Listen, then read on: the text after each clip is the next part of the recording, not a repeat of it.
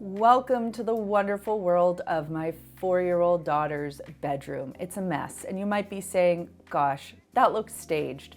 And you'd be right. We indeed did stage this room because generally it's not this messy. But it could get there if we didn't stay on top of it pretty regularly, and I wanted to give you a really good demonstration as to how I would use the 3-wave system to clean a kid's bedroom.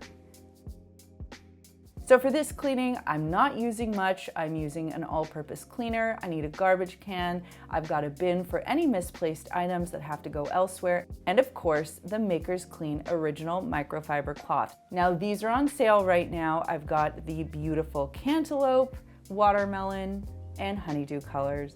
And of course, my hairdryer. Now that is for a special project at the end.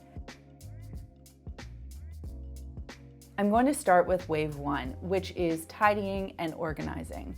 When I first saw this room, it boiled my blood because to this day, it feels overwhelming to tackle a space like this. But when I do wave 1, my job is to simply tidy and organize, put things away, get rid of garbage, find anything that doesn't belong in that room and place it in that bin, and generally make the room look tidy. I do this so that when I actually have to go to clean it, the tidying part is already done and I can get to the business of the polishing, dusting, disinfecting, etc. Now you can see I'm working at a pretty fast clip, aside from the fact that I'm literally sped up, because I'm not looking for perfection here. I'm just looking to get this room tidy and relatively clean. In her room, we kind of have different toys and places for stuffies and games and books, so that's the general location where those items are going to go. And today is not a day for decluttering. Again, it's just a day for tidying. And the rule is that you put like items together when you're doing this job so that you don't have to waste too much time figuring out where things go.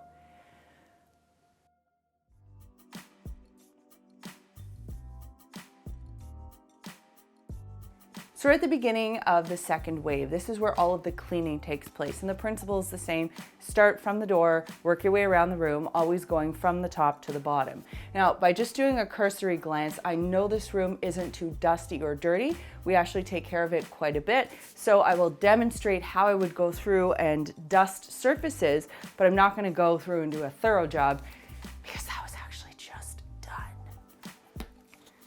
I'm just spraying some all-purpose cleaner on my microfiber cloth and I'm going to wipe down points of contact.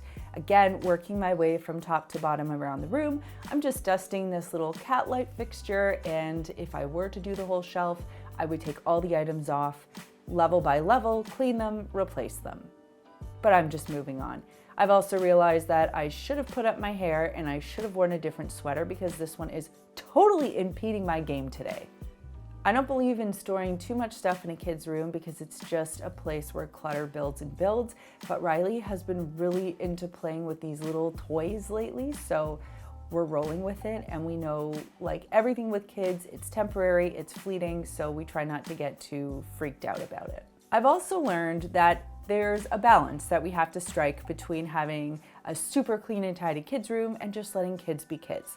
I want her to live in a healthy environment that's not cluttered and messy, but I also don't want her to feel stressed out if something is out of place. Now that the cleaning aspect has been done, I'm going to partake in, let's call it a special project, removing these unicorn stickers from the wallpaper. Now, I'm using a hairdryer to do this, and I'm testing it first to make sure that it doesn't totally warp the wallpaper, because this is peel and stick. Always remember to test in a hidden spot first. And I'm just gently applying heat to the sticker, peeling it off gently, and the heat just loosens the adhesive. It works really nicely. When that's done, I'm just gonna use some of that all-purpose cleaner and wipe the wallpaper to get rid of any remaining residue.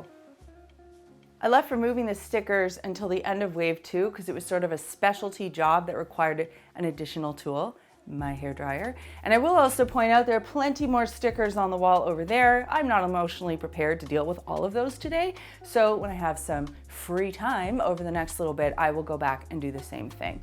Before we get into wave 3, I'm just gonna make up the bed and then we will take care of the floors. By the way, shout out to all the people that make their kids' beds when it's tucked in the corner. What a job. I started schwitzing when I was doing this. And all of the stuffed animals have to be placed just so. Really, guys, I broke a sweat. Now, wave 3 is vacuuming, and while you're not working your way in a circle around the room, you are trying to work yourself out of the room. So I always start my vacuuming by orienting myself to the opposite corner of the exit point of the door. And I work section by section. So I started with that corner with the bed, and now I'm just moving items out of the way. I didn't move the pink table. I was just too hot to do it, to be honest. And then I'll just vacuum working in a W pattern and replace the items where I found them. Vacuuming under the bed, don't skip it because that's where dust bunnies build up, and too much dust in a room can lead to uncomfortable breathing situations and can lead to stuffiness and odors in your room. And definitely do not forget behind the door. The other thing I'll note is I didn't vacuum baseboards today because I did a quick visual, but if it was needed, I would have used a vacuum attachment. There's a lot of clutter in this room when it comes to toys, but you know what? She is 4, and I'm okay with that. As long as every now and then the room gets tidied, it is safe for her to walk in, and there's not dust bunnies rolling around. That's where the cleaning aspect comes in. So when I walked in and the room felt really overwhelming, the 3-wave system is what got me through. In the video, you saw me cleaning with the original Maker's microfiber cloth. It's the cloth that made us famous. And we're currently having a sale on them. This stack right here represents some of my personal favorite colors. But if you're interested in getting your hands on any of our original Maker's microfiber cloth, you can go to our website. You can check out all of the current sales that we have going on there. There are some incredibly priced bundles on this particular product, so go take a look. If you've made it this far, I have a comment question for you, and that is, how did you keep your room when you were growing up? And who cleaned it? Was it you who cleaned it? Were you tidy? Were you messy like me? Did your parents clean your room for you? Was there hired help that cleaned the room for you? Or were you left to your own devices? Door shut, your business. Let me know in the comments down below. For me, I was in charge of cleaning my own room. I did not do a very good job about it, and trust me, I heard about it a lot. Thanks, Mom and Dad. If you want to see me sweat through cleaning other rooms in my house and our old house, you can click this right over here, which will take you to our Clean With Me playlist. If you're interested in supporting the Clean My Space channel, of course you can do so by subscribing and also by visiting makersclean.com, which is where we sell all of our premium microfiber cleaning tools and more. Thanks so much for watching, and we'll see you next time.